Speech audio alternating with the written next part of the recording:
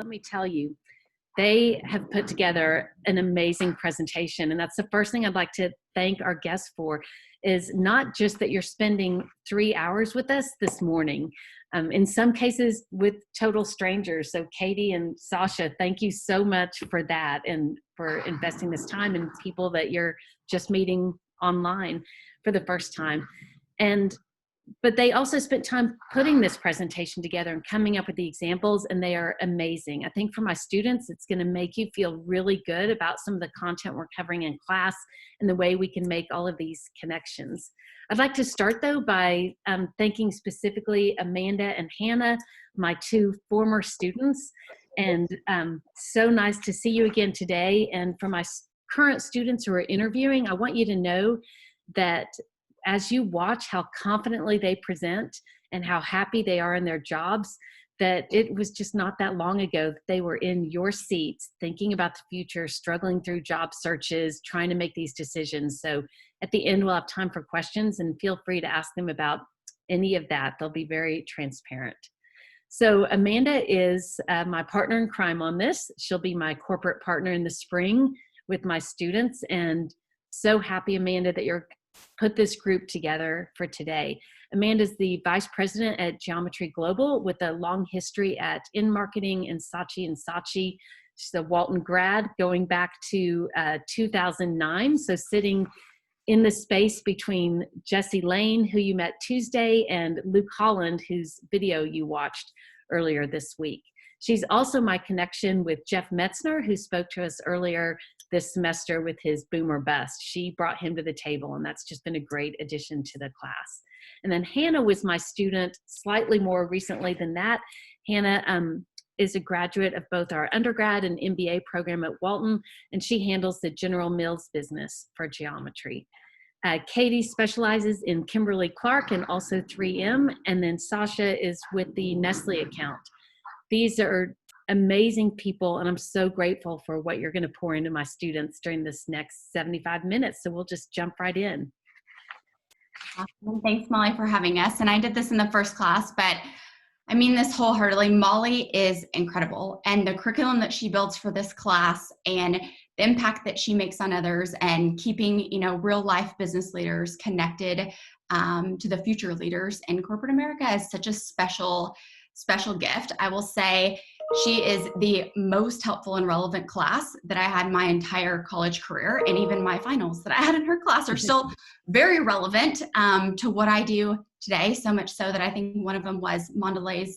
You're Mondelez Oreo brand manager, and you had to bring a marketing plan to Walmart. And it is very serendipitous because Mondelez is actually one of our largest clients, and we also partner with them on Walmart. So truly full circle. Everybody can see my screen. Are we good? Thumbs up. Okay.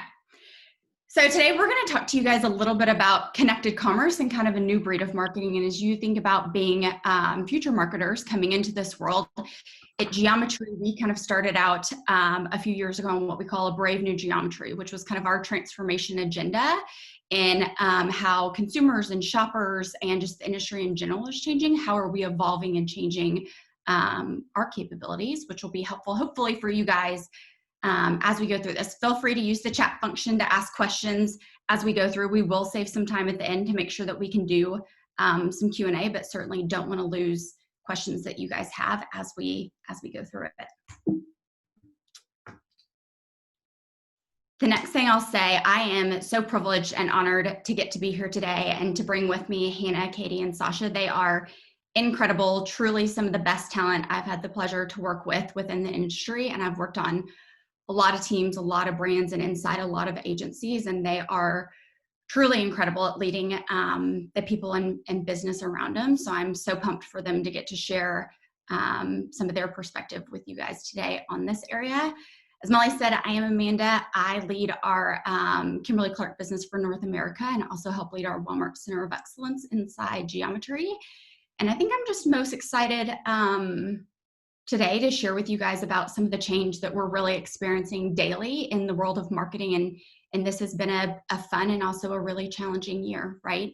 Not only for everybody personally, but also for us professionally. There have been a lot of new things as a marketer we've had to learn and persevere through. So excited to share what some of those are today.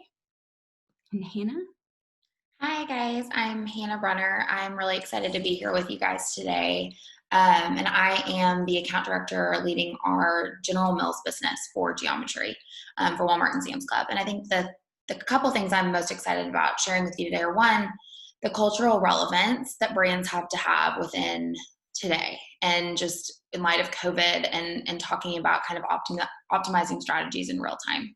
And then the second thing is I'm really excited to learn even and hear from you guys in the question section about what you're thinking about the industry, and what you're most excited about or observations you have too, since you kind of are boots on the ground in terms of like the new digital age and on the cusp of that. So I'll pass it over to Katie. Hi, I'm Katie McClanahan. I'm really excited to be talking with you guys today. I'm an account director at Geometry on the Kimberly-Clark business as well as 3M. And I'm really excited to share with you guys today some creative inspiration. And I think, you know, as I've entered marketing a number of years ago, I always kind of thought, okay, I'm in an account role and I'm going to do my thing, creative does their thing, but it truly is kind of on everyone's plate to come up with those creative ideas. A good idea can come from anywhere. So it's always important. And even in our everyday roles, we're constantly looking for new creative inspiration from brands. So excited to share some of that with you. Hey guys, this is Sasha Vietrov, Account Director within Geometry. I lead Nestle business for Walmart and Sam's here locally. I'm very excited to be with you guys. Looking forward to your questions. That's the first. And second, I will attempt to share a little bit of history lesson on how marketing evolved, specifically from shopper journey perspective and how everything becomes very connected and seamless. And then also we'll talk about measurement on the back end. So glad to be here. Perfect. So what we do, so we are an agency inside of WP, which is one of the largest global agency holding companies in the world. And what we really specialize on is we are the end-to-end connected commerce creative agency. So this is kind of a wheel showing of all the different things that we do and services that we offer to our clients, all the way from social to digital to pure play, really you name it.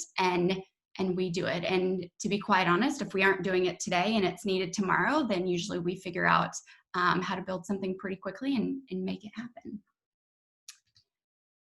3 things that we're going to talk to you guys about today on our agenda. The first one is really around the disruption in our industry. And I think we can all recognize this has been a phenomenal year. But I think even I want to say it was Walmart recently published an article talking about how they experienced around 4 years of change within about 3 weeks, right? So how it's really accelerated shopping behavior and trends and supply chains and managing P&Ls and all the difference that this year has made and the impact that it's had within the industry. Part of what that's going to lead into is section 2, which is us talking a little bit more around what are the 5 hot areas of commerce. And Hannah, Katie, and Sasha have done a phenomenal job at pulling these together and giving some really tangible examples for you guys to walk away with and really understand how we do what we do. And I think that was something, and sitting in Molly's class, and even when I was back in college or soon entering the workforce, I want to see it and understand how it works and how it all comes together and what actually are you doing? What's the process, right? To get there, because that really helps you wrap your arms around what does this role look like? What does this industry look like? And last but not least, kind of the 3 things for you all to be thinking about as you know, emerging leaders within the marketing space. So first, we're going to kick off a little bit with a video around who we are as Geometry and our beliefs. And then Hannah, Katie, or Sasha, give me the thumbs up just on audio again to make sure that we're good.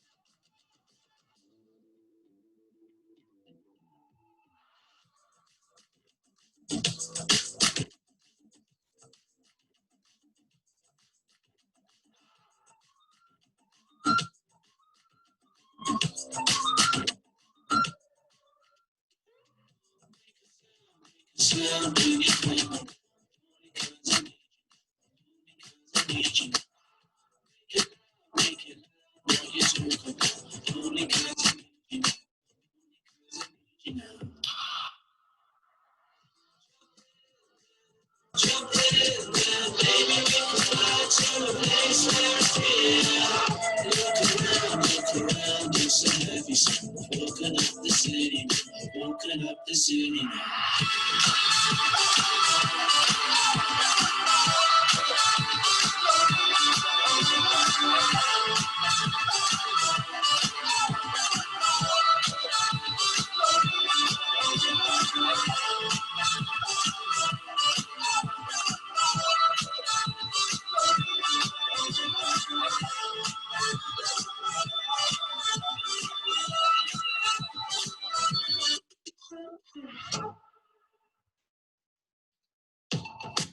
That's a little bit about who we are as Geometry and kind of our beliefs in the connected commerce space. And two things that I think are really interesting in there that I wanted to point out is, one, you know, we really talk about the lines between physical and digital have been completely deleted, right? That we could pull out our phones right now and order things from a variety of different places, how we want, when we want, and what we want. So it's definitely changing the game. And then the second thing that I think we've noticed in kind of our generation and even future generations is brands can't just exist. They have to exist with purpose, right? So it's not just about them being there. It's what are they doing? How are they giving back? How are they engaging with me? How are they making a difference? And that's really challenged a lot of our brands on how do you stay relevant, right? So it really is changing the game for the rules on how brands are bought, and a lot of disruption that we're seeing within that, because you can buy anything, anytime, anywhere. You can be standing in a Walmart store and buying something on Amazon. You also see brands that are disrupting retailers by going direct to consumers. So not sure if you guys are familiar with Billy, but they started out as a personal care brand selling female razors, really simple model, different colored handles, great little travel attachment, subscription service. You pay, I think, $7 or $9. You can, you know, click in how often you shave your legs, and then they will send you refillable blades. What's interesting about this is they are maximizing, capitalizing, and stealing tons of dollar market share from big players like a Procter & Gamble, big players like an Edgewell Personal Care, big players from brands like Unilever, right? And something that was literally a company and a brand that didn't even exist a few years ago, and now you're seeing the disruption that's happening and them going direct to consumer. The second thing that I think is interesting about them, kind of going back to the video, is the purpose and what they stand for. So if you guys have heard a lot in personal care around pink tax, and that female personal care items are disproportionately more expensive and higher priced than male personal care items, what Billy really launched within their brand proposition is, hey, we are going to lower the cost of our female personal care items to make them more affordable and kind of more equally and normally priced compared to male personal care items. So you've seen tremendous success, and crazy to think that, you know, a brand like this didn't even exist a few years ago. The second thing is media channels are now retailers, right? For most of you guys, you buy stuff off Instagram and social media all the time, but that really starts to make a huge difference, right? When we think about the relevance of our marketing and where and how we're showing up and what that commerce experience can look like and how we're driving connectivity to and within that.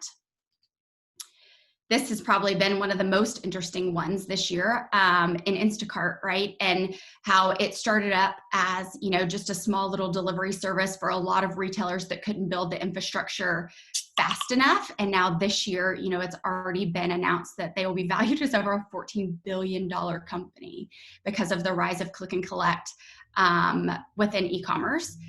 The other thing I think is interesting about this that we talk about with our clients all the time is that Instacart isn't even actually a retailer, it's a media channel, right? So Instacart at the beginning of the year had very few, if any, advertising opportunities and products that they offered within their site. Now there's a massive suite, and you have CPG companies that are spending millions of dollars because instead of going to Target.com or Walmart.com or CVS or whatnot to place your orders, a lot of people are going to Instagram, right? Or sorry, Instacart to actually build and change those orders. And what I think is interesting kind of future prediction is it's almost like having a personal shopper, right? If you've ever used this service before, you can pick items from different retailers and they will go to all the different retailers for you and deliver them versus what you could get if you did just kind of a click and collect or pick up model traditionally at a Kroger or a Walmart, so on and so forth. But there's been a lot of education that we have had to give our clients around this truly now is more of a media channel and a delivery service. It's not actually a retailer, because all the items that they go to pick up are actually fulfilled and pulled products off the shelves through the other retailers in which we work on. So kind of crazy just to think about, even just within this year, as we think about our media plans and investment strategies and spends, there have been instances where we've moved tens of millions of dollars to now advertise and market and be relevant and show up on Instacart, where 2 years ago, we didn't sell a single item that was on it or through it, which is pretty crazy. So we truly live in a new retail world, right? Where stores are the new arenas for engagement. Think about Warby Parker, think about Nike House of Innovation, right? You're going there and in some instances, you can't even buy anything, right? You're just going there for experience.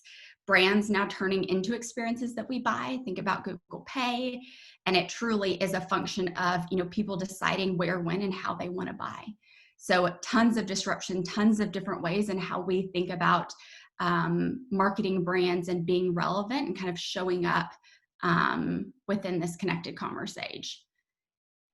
And this, I think, if there was one huge pivotal shift in how consumers, brands, retailers, and agencies are really focusing is when you think about consumption, the one thing that it all stems to is our people, right? And Hannah's going to chat about this in a little bit.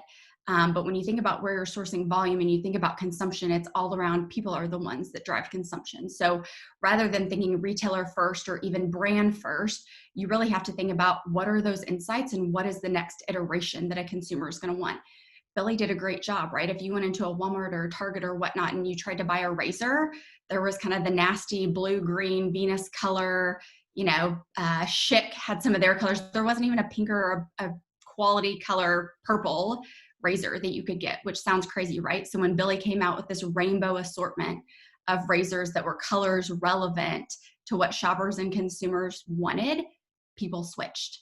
So really being people forward, people centric, and letting all of your decisions lead with kind of understanding people predictive trends, super important to what we do and how we operate.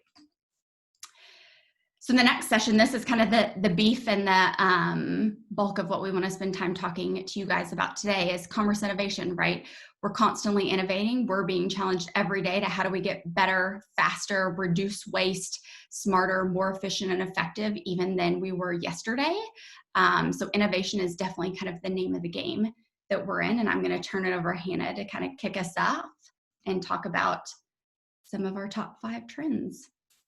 Yes, so Katie, Sasha, and I are going to take you guys through 5 hot areas of Commerce Innovation Day, and I'll kick us off with mining for growth and cultural relevance. And then Katie will talk through a little bit of commerce connected to creative, and Sasha will talk about the connected activation and measurement and optimization. We will start with mining for growth. And really the first thing I wanted to chat when we start talking about mining for growth is kind of this brand growth buzzword, household penetration. I'm sure you guys hear about it in your studies.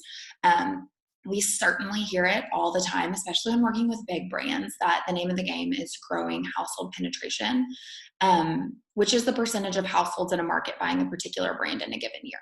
So growth is a huge thing. And when we think about it in the context of retail and commerce, it really means that you're the biggest brand that leads that category. So for example, in General Mills, we work on snack bars. So snack bar category is literally a 24-foot set within Walmart's shelves. And there's mass amount of brands, but Nature Valley, which is one of our brands, we're the category captain within, and we have a massive share on the modular. But even top brands can experience churn rates of 50%. Part of that is because consumers are finicky. They'll brand switch, especially in light of COVID. So we have to remember that penetration is a leaky bucket. And people that are winning within household penetration battles are the brands that are continually investing to acquire more new buyers every year than they lose, because you will lose buyers. For us, typically you would think that from an agency perspective, our key client is this chief marketing officer, but that's not necessarily the case. So when we work with in commerce, it's really not just the CMO, but head of sales. It's the buyer at the retailer we're working with. So there are multiple stakeholders, and the constant priority is 1, growth, but 2, volume. And where that volume comes from is buyers. So the equation is really growth equals buyer equals volumes, which translate to dollar sales. And so clients are really looking for us to advance their sales stories to retailers. And the name of the game and the question is, from where are you sourcing volume? And so the companies that are investing in literally mining for data and mining for sources of demand and volume are the ones that are winning. So from a strategy perspective, CPGs have to have a strategy to understand where they're going to source that volume from, because it has to come from somewhere. So there's a couple examples on this page, and kind of the first one is it's really important to look at category demand analysis. So where's their white space opportunity? If you're going into a retailer and trying to sell a new innovation, is it me too innovation, or is it true innovation? Where's the category oversaturated, and where's that like niche white space opportunity to have something different within the category? Competitive monitoring. Is there an opportunity to steal share from your competitors? Billy is a great example, and I didn't say this in the last class, but just listening to Amanda talk about the conversation in that room when they developed that, of actually looking at literally where they were stealing share from was every single razor brand that was in a retail environment. What a mass way to grow a brand, because that source of volume was huge and probably why they had such a superior difference. Other ways you can do it are looking at kind of predicting new sources of demand, like cultural trends, the keto diet, Whole30, Real Ingredients, or equity trends like Disney Frozen, and like looking at key partnerships that your brands could have to drive that growth, to enhance and optimize your own portfolio. And so then we can chat a little bit about just a topic of search and search engine optimization, search strategy. It's kind of the new frontier for brand building and share growth within the e-commerce environment. And I will tell you, brands have had to turn this on super fast. It started about five or 6 years ago, like having search strategies within campaigns, but not really thinking of it as a huge tactic lever. But if you think about it, it's not just a product anymore. It's a behavior that can be mined for clues on how to engage with new audiences. So search is our constant companion. I mean, I will tell you, and I'm sure you guys are the same. In the store, I Google things when I'm at work, when I'm at home, when I'm laying on the couch at night watching TV. I'm Googling everything. And so it's really just our constant companion as consumers. And what we're noticing is that brands that we work with are over-indexing on branded demand, but are missing out on broader demand searches. To illustrate that, I just pulled together an example with Nike, just in 3 different types of searches that you can focus on. So the first one would be the branded search. And those are the most specific searches. So you can see Nike Flyknit is what you would search into your Google bar or your Amazon bar or whatever.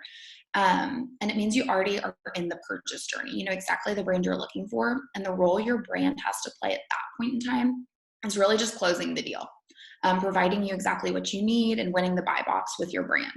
The second one would be more of a broader demand search, which would be a category search. So you're not necessarily fixed on the preference of brand, but you know that you're looking for running shoes. So not great for brands that don't pop up within that first page of results, right? And then thirdly, there's an affinity search. And this is where brands really have like an opportunity with white space opportunity to engage with their audience. So a good example of this would be marathon running.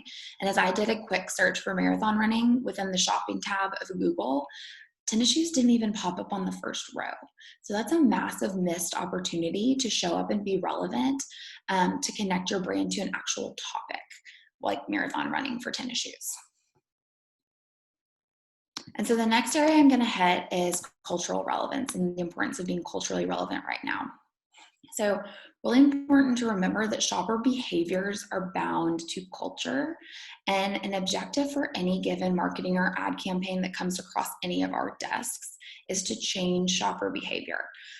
So much so, and it's so important that in our company's creative brief, it's actually built in that we have to outline the shopper behavior we're wanting to change or solve for, or else there's not a problem to be solved. So behaviors are really just the tip of the iceberg, though, and they're really driven by people's beliefs, values, and thought patterns, which make up culture. And really important that if brands aren't culturally relevant in this day and age right now, they're kind of dead in the water.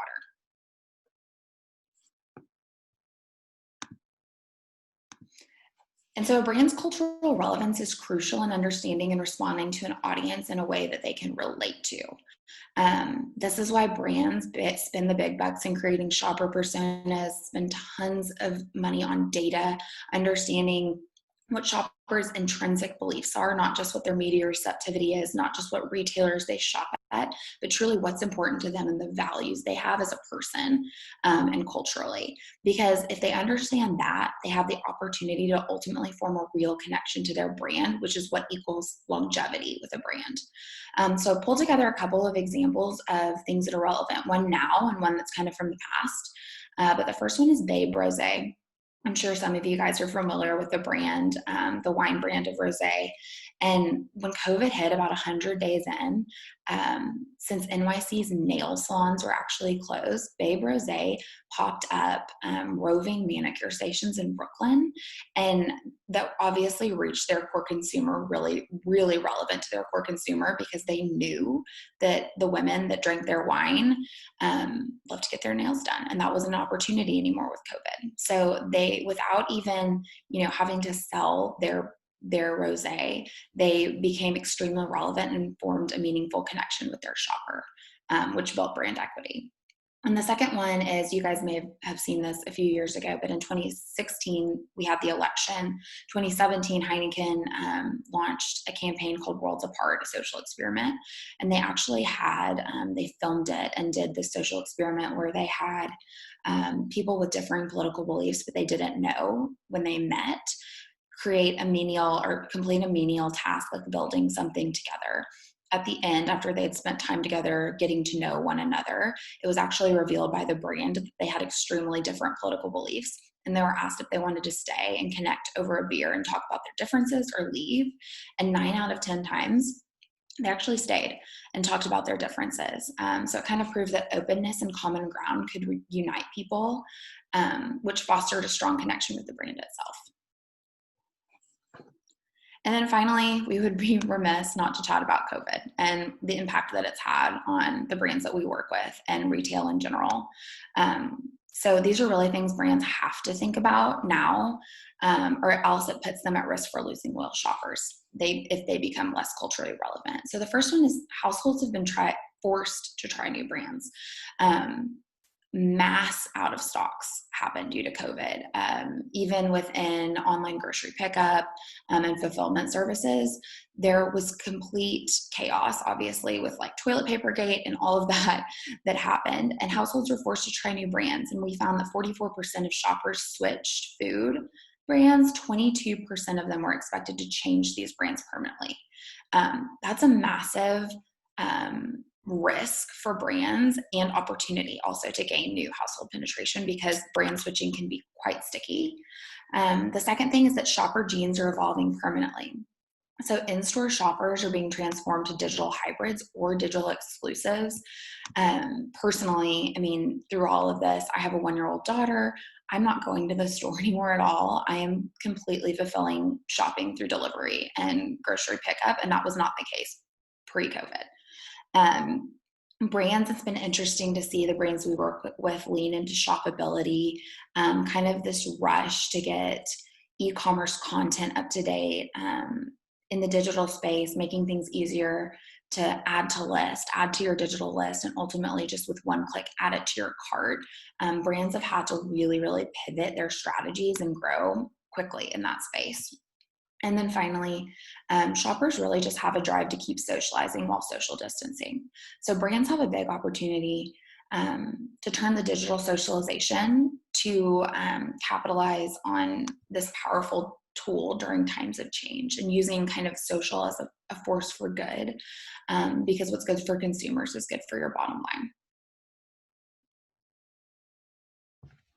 Awesome. So I'm going to take you guys through Commerce as a Great Creative Canvas. So I'm going to share with you a few examples that have really kind of taken the evolution of Converse and used that as kind of a blank canvas for new creative ideas. And all of these are actually activations that have happened within WPP. So you'll also kind of get a peek behind the curtain at what we do. So this first example is going to show how one brand leveraged commerce as an experiential touch point for their product. So let's go ahead and play the video.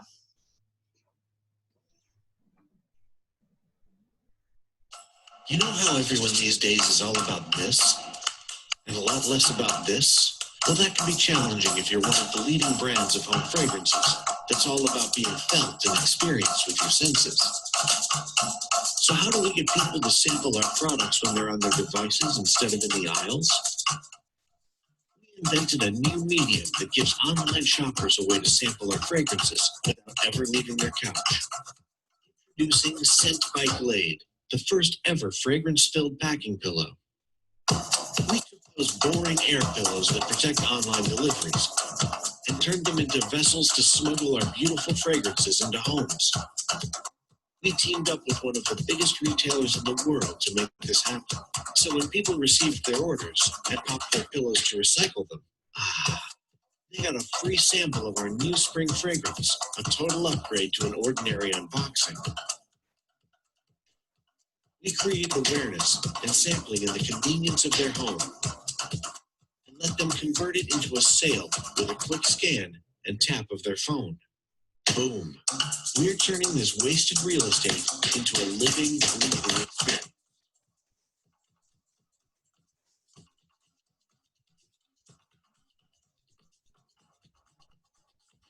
Glade is proud to be the first brand to bring fragrance to online shopping and to be the first one to monetize air. Awesome. So I love that example, and I love that Glade really kind of recognized the barrier that so many people are shopping from home now. And even before COVID started, that was a trend, right? Lots more online shopping and less opportunity to get your product in front of that consumer. And especially with a product that is so scent focused, and that's not something you can really communicate in a meaningful way over digital. So they really kind of capitalized on that opportunity to bring that benefit to the consumer. So this next one we're going to go through really ties back to what Hannah was talking about earlier in mining for growth opportunities. So when you have a brand like Coca-Cola, who, as we know, is obviously one of the most recognized brands in the entire world, this example is really going to show how they're still able to kind of mine for that new growth occasion, to have a new kind of usage occasion for their consumers.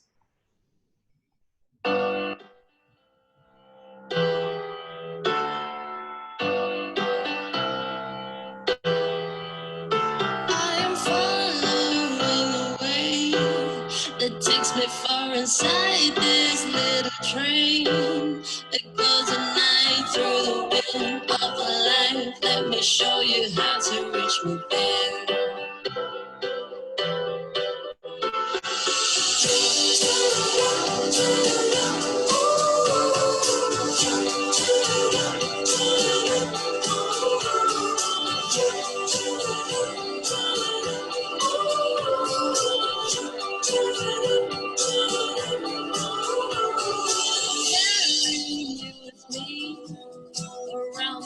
To show you how to feel. Let me show you how to reach me there.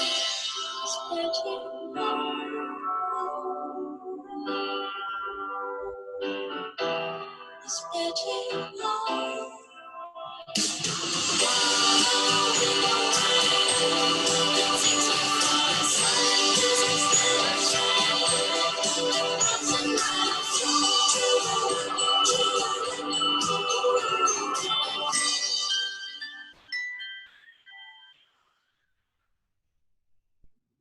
So as you can see, I mean, it's really just a simple change of their packaging, and they've got almost an entirely new product. So I love that example.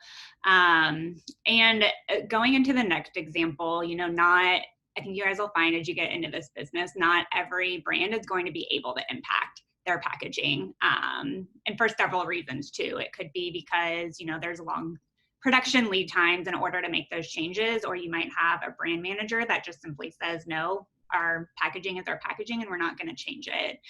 But there are still ways that you can leverage your product to find engagement post-purchase in a really meaningful way with that consumer. So 19 Crimes, if you guys aren't familiar with the brand, had a really cool activation for doing this. We'll take a look.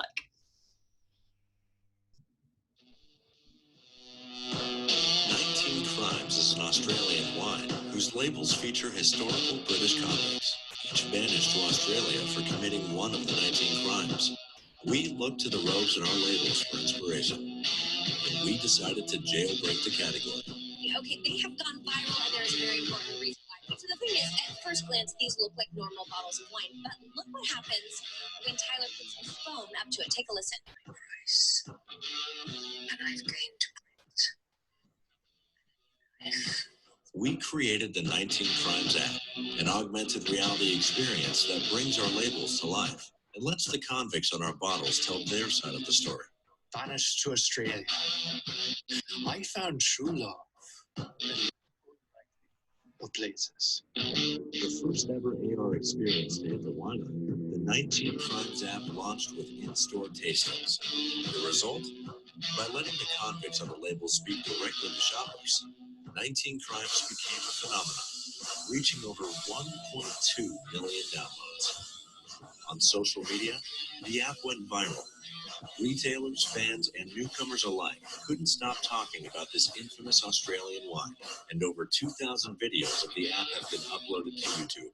In stores across the country, bottles were flying off the shelves, reaching depletion in all 50 states. And the most important number? Sales are up by 101%. Only 5 years after launch, 19 Crimes has broken out of the wine aisle and captured the attention of millions, standing out by speaking up. And we're just getting started. They believe my story is over. But it was merely the beginning.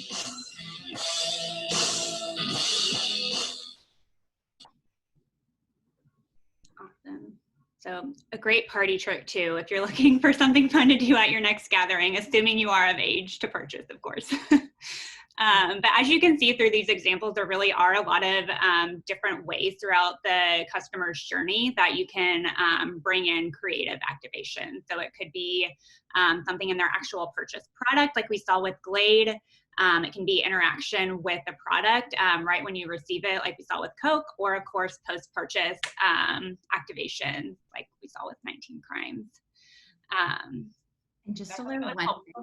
Yes, just to layer one thing in here, and I didn't say this the first time, but as I was watching it the second time, we have a good thing that we call, we almost like reverse engineer the creative, right? So when I was thinking about what Hannah talked about in Mind for Growth, and then I was listening to what Katie was talking about again, a lot of what Hannah was saying, it's the who, right? Who are the people that you're sourcing from? And then the how, right? To get them to change that behavior change. So when you think about Glade, the who is they're looking maybe at competitive brand buyers, or they're looking to attract new buyers. And the how is we need to let them experience the scent, right? Because they will prefer this scent over the one that they had, over the competitors, or they just don't know how amazing it is yet. So this could encourage them to try something new, right? Versus the Coke example was probably around frequency, right? How do we get them to buy more Coke during the holiday season? Because beverage is very much around expandable consumption. And so adding a seasonal experience within the packaging to position Coke as giftable, right, gets people to buy it more often. So a lot of this really connects back to kind of the who are you sourcing from, and then how is the most effective and strategic way to get them to change that behavior. Absolutely. I'm going to pass it over to Sasha. Hey guys, now we'll talk about connected activation and seamless experience. So we covered 3 steps already. So in terms of objective, your kind of big idea, where's the growth going to come? And then we talked about culturally relevant moments to make sure our message is correct and applies to what's happening within the culture. We just reviewed multiple examples of creative But those things will not work unless we can identify where we can place our media and find the right channels to connect with our shoppers. So that's where I'm going to talk about, to make sure that we are connecting with our shoppers where they are and structuring proper marketing mix or approach to ensure that that message gets delivered where the shoppers are. So this slide is very powerful. It's a visual representation of what marketing as an industry, as we know, being exposed to, and the evolution of that. Little history lesson here. So we'll start with, let's go 20 years ago. The marketing approach was all about promotions. It's single channel focused. So if you were a marketing executive back in the days, you put marketing ad in a newspaper or whatever it may be, and you are satisfied with that. Shoppers read the newspaper, they saw the ad, they may and went to purchase your product. If it's a coupon, they redeemed it at the store or wherever it may be. That approach back in the days was good enough, but with every advancement that we have within technology is not good enough now. Part of the challenge of that approach, single channel, is you are limiting yourself to the audience that you're exposed to. For example, if you place ads only on Facebook, which is not a bad platform because there's a lot of users, you'll be exposed to that audience. So you limit yourself to shoppers outside of Facebook environment. And that was the issue. And innovation that came out of that is marketers start talking about multi-channel. What if we include multiple tactics within our marketing campaign, and then we're gonna call it shopper marketing. So we'll structure that shopper marketing journey where shoppers can be exposed to multiple channels, multiple messages within different environments. For example, it's digital media, print ad, in-store signage, social media, whatever it may be. So that's where we used to do that for shopper marketing. And the whole idea about that derives from kind of consumer behavior approach is that says, in order to change behavior, you want to increase your frequency of communication with the shopper and position your message in multiple touch points. So as shopper on their journey approaches the product within the store or whatever it may be, it's very beneficial for them to be exposed to that message via multiple channels. However, as you see on this chart, it is also not the most effective way, because what happened, because we don't have many technological advances at that time, even 10 years ago, I would say, you see separate tactics, but those tactics talk to different shoppers. So again, it's a multi-channel approach, but it's very isolated tactic by tactic. So Facebook talks to Facebook users, digital media vendor will talk to digital media users, right? So there's no connectivity among shoppers. So you increase your reach on how many shoppers you approached. However, your frequency of communication with individual shopper, for the most part, stayed the same. And then I would say 5-10 years ago, omnichannel became very, very popular. So if you were within the marketing industry and you want to sound very smart, you just say the word omnichannel and everybody's going to respect you. So that was a big buzzword that everybody started talking about. And omni stands for the most part, it's all channels. So essentially the approach was, instead of talking to different shoppers within different channels, we have to think about that one shopper and how we can reach that shopper on their path to journey. So you see that circle, it's one shopper now, but there's integration within all of the tactics that we'll utilize. And this is how truly you can create that full 360 path to purchase experience to influence that behavior. So integration of e-com, your mobile phone became your best friend. That's the idea that came out of that. And now we kind of enter in, we're already there, but it's going to continue to evolve and enhance, is that connected commerce perspective where we are so smart with technology that we have. Your phone is your best friend. A lot of people, a lot of companies know everything about you. You might not know that, but it's very scary the way you shop, where you've been. Your iPhone is a big predictor of your behavior. So what's happening now is you in the center of that circle, and because there's so much information about you from targeting perspective and all the capabilities that different companies have, now we as marketers are able to personalize, individualize our message just for you. I had an example, weird example, don't remember exactly what it was, but essentially my wife and I were talking about something irrelevant, weird. And then literally within 2 minutes, I see an ad on Facebook that is so specific to the message we were talking about. And it was weird. It's not something you would normally see. I don't remember exactly what it was. So Facebook's listening to you, so be careful, watch out. But that's kind of the idea. We know so much about you, not me personally, but other companies that we hire to make sure we are able to target, personalize the message for you. And then within one click of the button, you can convert. So you see that evolution from back in the days, one channel, single channel isolation, now to individual approach that is holistic 360 approach from marketing perspective. And as we move forward, just simple definition what connected commerce stands for. Essentially, it's integrated shopping experience that allows transaction to occur anytime, anywhere, and on any device, whether it's a cell phone, desktop, your tablet.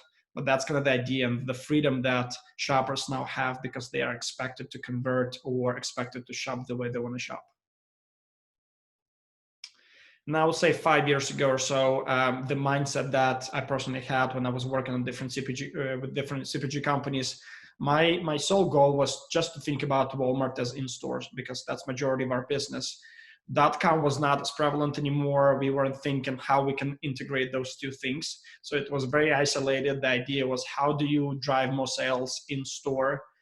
So that was the approach. Now, as we shift to 2019, 2020, especially with COVID situation, Amanda, you can go to next slide. Everything became so connected. So the lines between physical and digital essentially disappeared. There's so much, as we talk about the Walmart ecosystem that you will see kind of on your slide, we as marketers will have to think about the experience that shoppers will take, right, on their path to purchase, because they can purchase via in-store, on .com, via pickup and delivery. There's apps associated with that.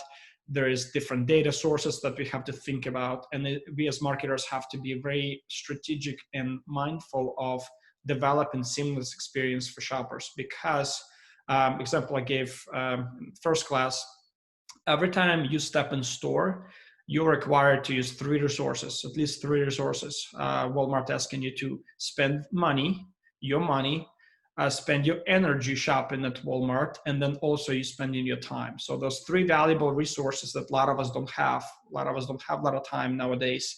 We don't want to take our energy to go in store during holidays and be frustrated with large lines, long lines in store.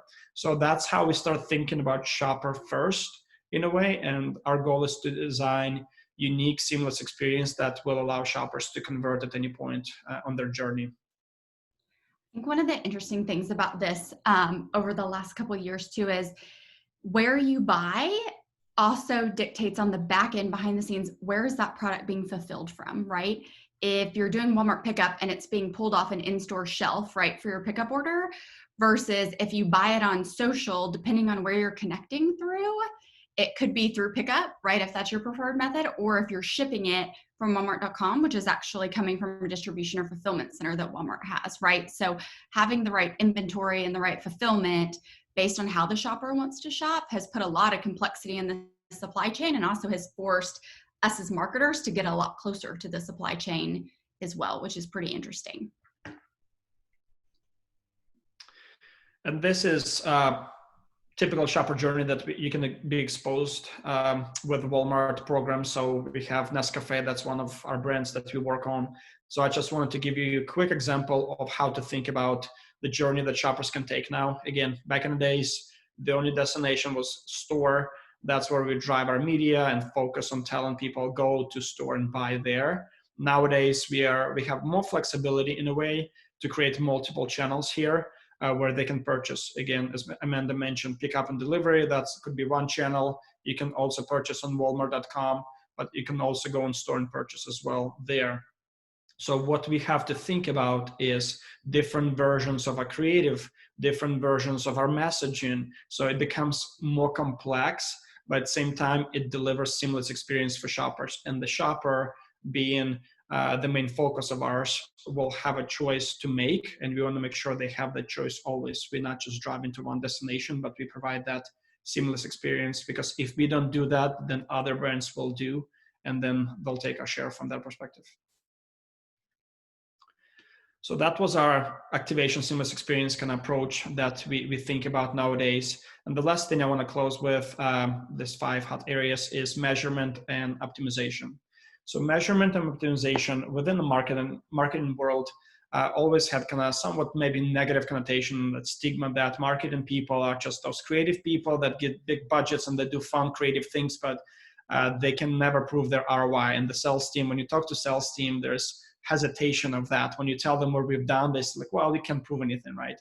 So that's kind of the idea and mindset. So be ready for that. If you enter marketing industry, you'll have to fight your sales teams and tell them that we are able to influence behavior and drive ROI. But from marketing realities perspective, there's 3 things I identified just to simplify everything. You will always have pressure to prove ROI. Especially when CPG companies try to decide how to allocate their big budgets, who's going to get what budgets.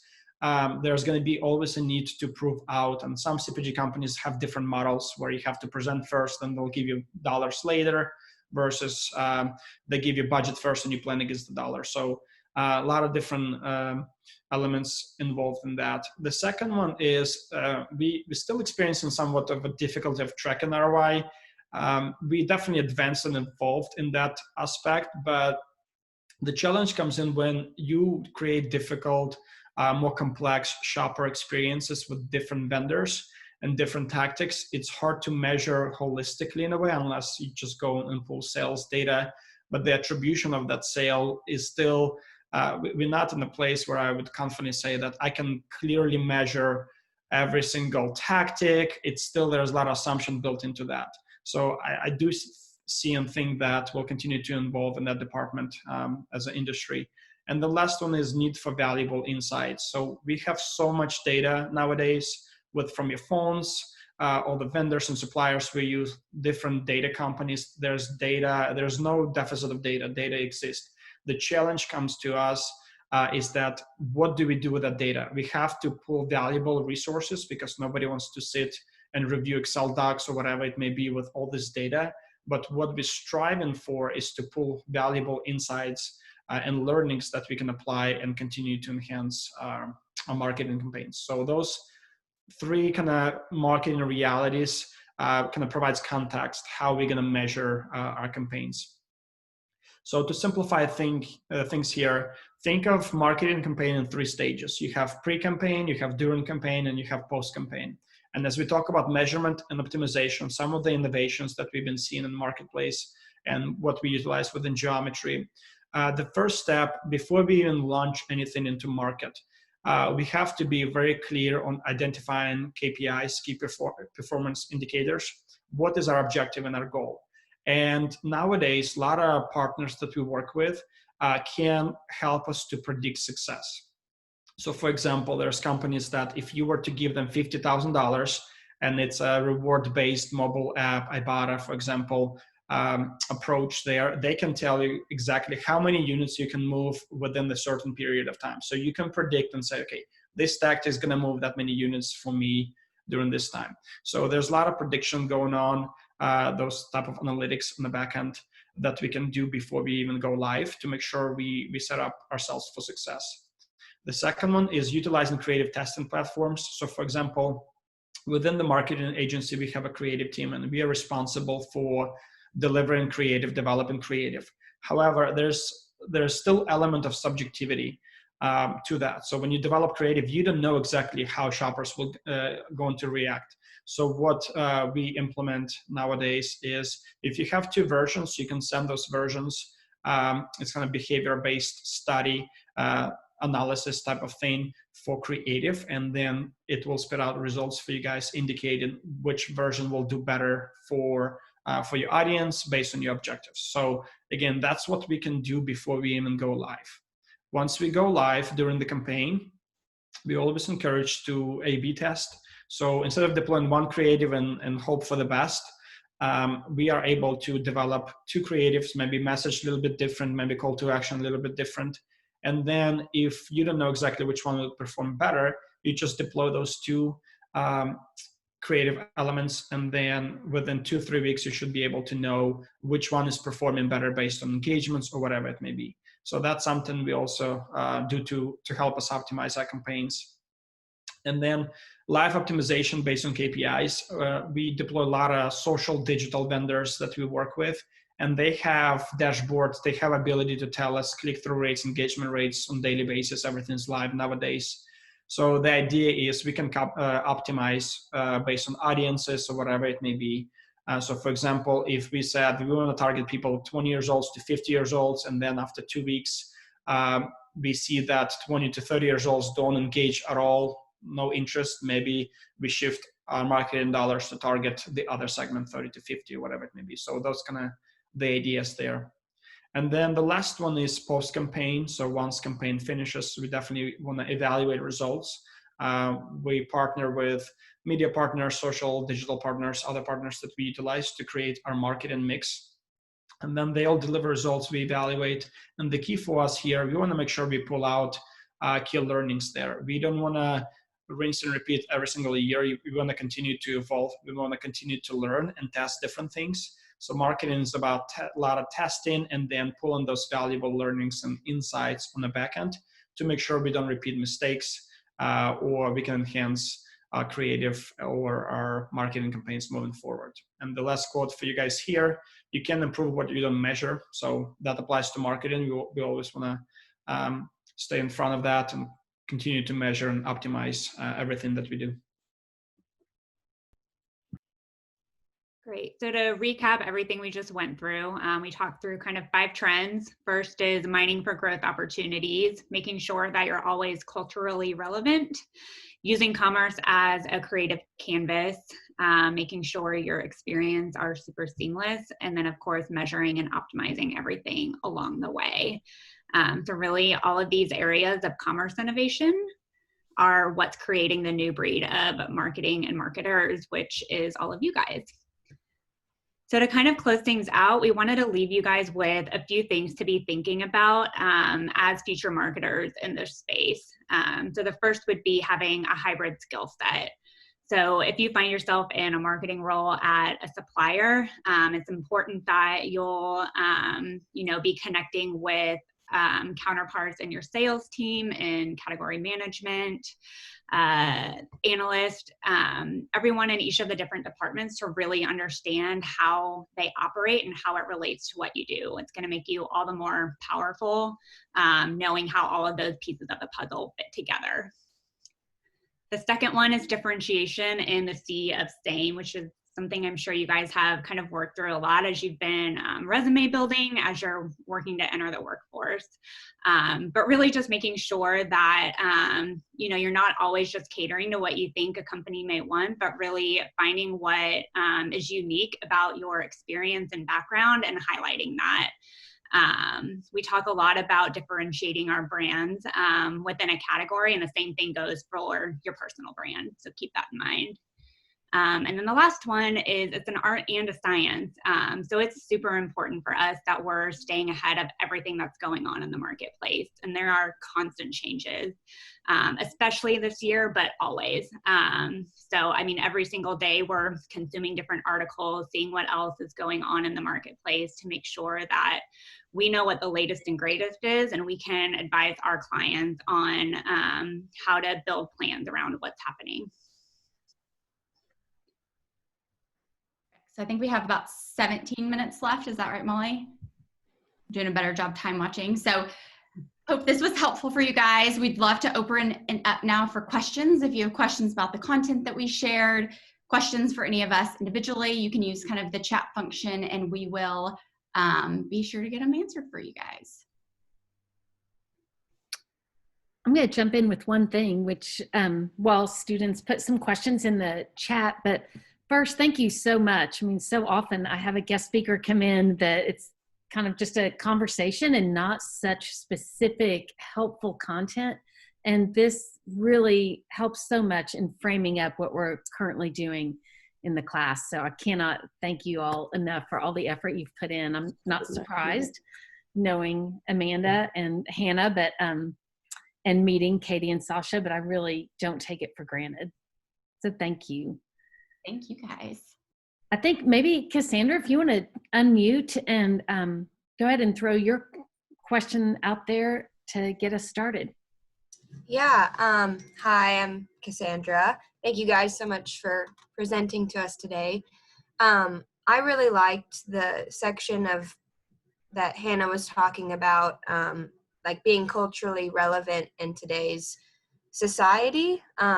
So my question is just sometimes in responding to such a niche audience, how do you make sure that your responses still pertain to the company as a whole, and that those audiences you aren't particularly prioritizing at the moment still stay with you guys and aren't like, screw them, they're not worried about the rest of us type thing? This is a great question. I was reading it through as you sent it through. I was like, oh my gosh, how am I going to answer this? Because it's so hard. I kind of loaded, but yeah. No, but this is great. So the transparent answer is sometimes we don't. So I think there's a really big emphasis within what we do, and we call it size of prize analysis. So sometimes what we have to do is quantify the size of prize for any individual audience to understand if they actually are, or if they actually need to be a priority. A couple of things, like it really depends on the CPG too, of like, are we on message with what our corporate brand is? So yes, we always have to gut check against that, but sometimes it's not worth it to go after those niche markets. That's why it's really important to use data, and that's what we do, and kind of like mining for sources of growth and understanding that there are trends. We actually have models that we can build to predict, like, are those audiences going to be valuable for our brand? Or is this just like kind of a blip on the radar trend?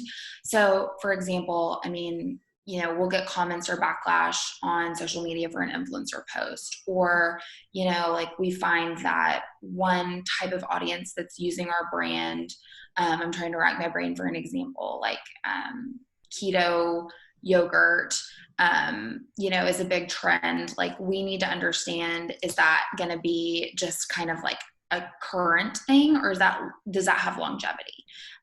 So we think about it that way, and we actually have models and equations where we predict based on what the consumer persona looks like, how much that would be worth to the company, and we prioritize within. So the long and short of it is we don't necessarily make sure that we keep those audiences.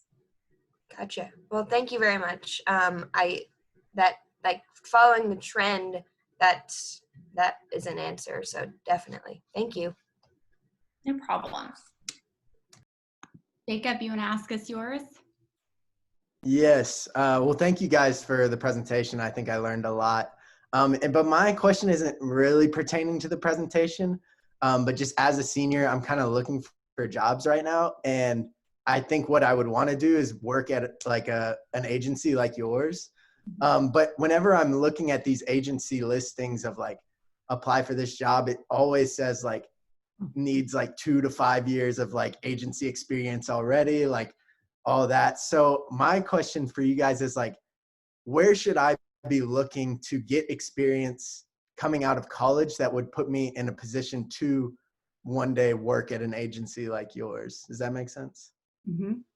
So I'm going to take this question because it's funny, because I shared the story in the earlier class. So I graduated early from the Walton College, a semester early, and I was in tears. My mom still tells the story because every advertising company that I applied to was like, you have to have 3 to 5 years worth of experience, which is impossible, right? Because you've been in college, and even if you did internships and had a job. Ooh, sorry, am I echoey all of a sudden? Maybe. It's hard, right? What I would highly encourage of you is build connections and stay resilient, right? So I ended up breaking through at Saatchi by agreeing to do a freelance job and hoping that, hey, I'll just get in there and work my tail off, and hopefully they'll see value in me and then would bring me on for a full-time job. And the second thing I would say is use connections like this, right? Reach out to us and say, hey, I'm hungry to learn. Here's what I want to do. And be creative about, how you think about your resume. My sister and I had a babysitting nanny job since we were 14, and I kind of packaged that as almost like running a little company, right? If people trusted me with their kids, certainly they could trust me to help work and take good care of the business and people around me in a professional environment. Cool. Thank you.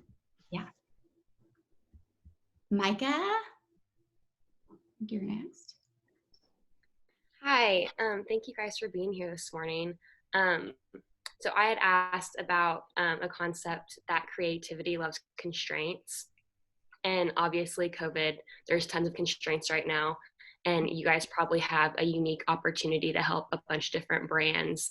And so I was just wondering how those constraints have helped or hurt business, whether that be you guys, consumers, or clients you work with. I'm going to pass this over to Katie because I think that Kimberly Clark and selling toilet paper is kind of relevant to this for this. Yes. Thank you so much. I do have an example in mind. So yeah, perfect segue because yes, COVID has been very interesting in the world of paper goods for Kimberly Clark and toilet paper especially. So really, I think these constraints, we like to look at them as opportunities. So for COVID specifically, obviously in the early days, there was mass stock up behavior, specifically with toilet paper. And so as we got into that, Casey kind of took a look and said, okay, all of these people are stocking up now. We know they don't need all that toilet paper and it's going to last them forever. So we're likely going to have a lull period as we go throughout the year because people aren't going to need to buy for a long time. So they took it upon themselves to kind of create a campaign around that called Share a Square, where the idea was that, hey, all of you people that have been hoarding all of this toilet paper, please share a roll, share a pack with a neighbor that might be in need of this right now. And then they backed it with a donation to the United Way too. So it was kind of a twofold campaign. And from a Walmart perspective, you know, many suppliers across the board during that time were saying stop all advertising dollars. We don't need to be pouring money into something where either we don't have inventory or we have no issue getting our shoppers to buy our product. But we went ahead and said, no, like this is a behavior that we want to be able to impact. So we worked really rapidly fast to get that message live on Walmart.com. And we were the only retailer within Kimberly Clark that really pushed that message down to the retail level. Megan? Hi, thank you guys so much for speaking with us today. It was really an exciting presentation. And my question is kind of like Jacob's, how it's not super related to what you guys presented, but I was just curious if you guys had any advice on just college seniors that are about to be entering the workforce, whether that's related to COVID or just in general, like when you guys entered the workforce, what's something you wish you had known? Sasha, you want to take this one? Yeah, there's a lot of things in my mind. I won't spend too much time. I think one thing I'll mention, the word leadership. So leadership, I'm not talking about leadership of right away you're going to be out of college and you're going to have a team of 10 people to lead. You cannot be a great leader until you start leading yourself. So I would advise you guys to focus on developing your leadership skills, and it starts with the ability to understand who you are and effectively lead yourself. And what I mean by that is the elements like self-awareness, know what you're good at, know what you stand for, know your strengths, right? That idea of strong leadership ability to lead yourself day to day and taking responsibility for your actions, those type of things. I started that when I was in grad school. Leadership hit me hard. I was like, oh my goodness, if I don't have those skills and I can't even control myself or lead myself on a daily basis when I get up and make my bed, probably not going to be successful in leading others. So that would be probably my thing. Just focus on the ability to develop leadership skills. Start with yourself. Understand who you are, what you want to do, and then continue to grow yourself from that perspective so you can be a great leader in the future, because you guys will lead. In fact, you're probably leading now. You lead in your friends, you lead in your family. So that would be one advice I would focus on. Taylor? Good question. Hi, thank you so much for joining our class. I know you guys are really busy, so like it's been really special. So one thing I am kind of like been focusing on this semester has been like sustainability in a lot of my classes. And so I was wondering if Geometry Global, like if that's maybe like a focus for you all too with your clients. And then if so, like how do you focus on that? I noticed briefly in like the Glade video that we watched that it said like, oh, once you pop the bags, like then you can recycle them. So I was kind of wondering if that's maybe something else or something you work on with other clients. Hannah or Katie, do one of y'all want to take this? Sure. Yeah. And I think we see sustainability around several of our clients, and obviously it's a big priority for Walmart. And it's probably 8 years ago now, Walmart launched the Sustainability Consortium and kind of challenged CPGs to come with really great ideas on how to drive sustainability within our products and packaging. So we as an organization have done several really big executions around sustainability. And I think one of the biggest ones was Colgate is one of our clients, and we did a Save Water campaign with them just recently, and it won an Effie award for just the marketing campaign. And they actually partnered with Walmart with a project called Project Gigaton, where we actually, and I don't have the number off the top of my head, but we saved X amount of water, which was a priority for Walmart, partnered with Michael Phelps. We had in-store retail events talking about and actually distributing these little stickers that you could put on your drain to remind you to turn off the water when you are brushing your teeth. Actually drove significant sales impact at Walmart because the product that we were selling was actually a little bit more premium price point. But we got incremental display at the retailer because of it. So it drove sustainability. It actually made a difference, and it also drove sales for the buyer. So that's a really good example of connecting a corporate initiative for Walmart and also a bottom line driver for our company as well. Perfect. Kiana, hopefully I'm not messing that up. It's that's okay. It happens a lot. But Sasha had mentioned previously that you guys get a lot of pushback from sales teams a lot, typically revolving around not being sure really of the value that a marketing team would add. That being said, I was curious as to how you guys push past that and convince them that marketing is something that they should retain, but then even more so convince them that out of everyone that does provide that service that you guys specifically can do the right job for them. Mm-hmm. So I'll take this one. I'm right in the middle of scope negotiation right now. I'd say there's three things. One, we are a big believer that talent is the currency of our business these days. There are lots of agencies that can come up with great ideas, but not everybody can have the best talent. So we have a huge focus on retaining and growing top talent within the industry, because that's such an important part of what we do in being in a service industry. So I'd say that's a huge point of difference for us.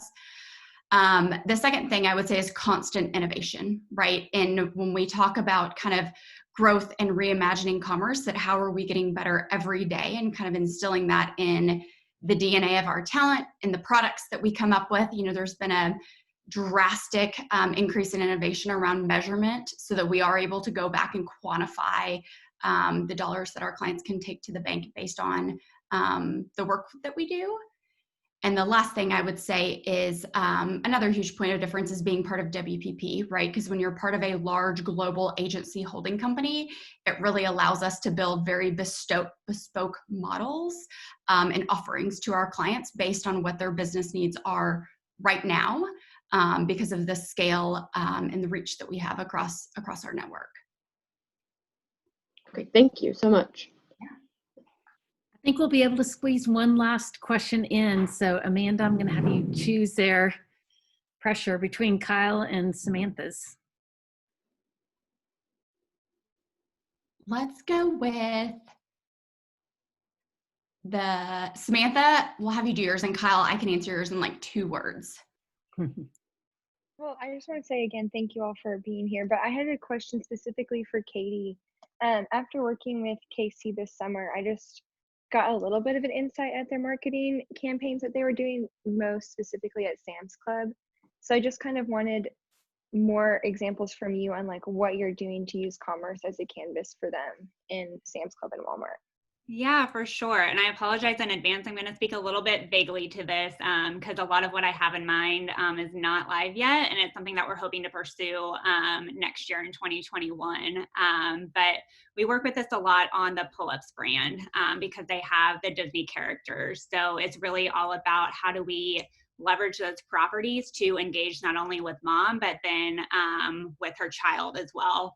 And one thing that Casey has done already, they have what they call character calls. So it's essentially you can call Mickey Mouse, Minnie Mouse, a handful of characters, and have them talk to your child and tell them what an exciting journey they're about to go on with potty training.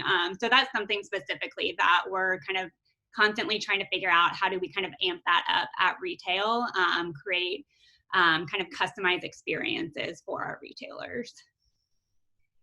That's awesome. Thank you so much. Yeah. Jacob, I just answered yours in the chat too while Katie was sharing that answer.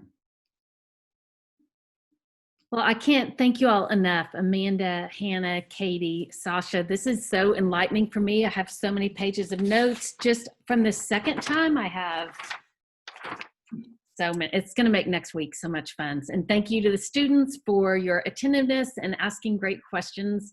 It's been a great Thursday for me, and I look forward to seeing the LinkedIn and Instagram follow-ups that our team creates. So thank you again to our geometry guests today and for all the time that you've invested. I really appreciate it. Yes, and thank you, Molly, and thank you everybody for coming and listening to us. This is truly a gift for us to get to share with you guys. So certainly feel free to reach out if there's anything that we can be of further help with for you guys as well. Thank you. I hope it's not too hectic catching up on the rest of your day now that you're starting it at 10:45. No. This is perfect and is time well spent. It definitely filled my cup, and I'm sure it filled Katie, Hannah, and Sasha's as well. Thank you. And to my students, make sure you're checking Blackboard this weekend so that there's no confusion on how we'll handle next week from a structural point of view. So y'all have a great weekend. Thank you. Thank you. Thanks, everybody. Thanks, guys.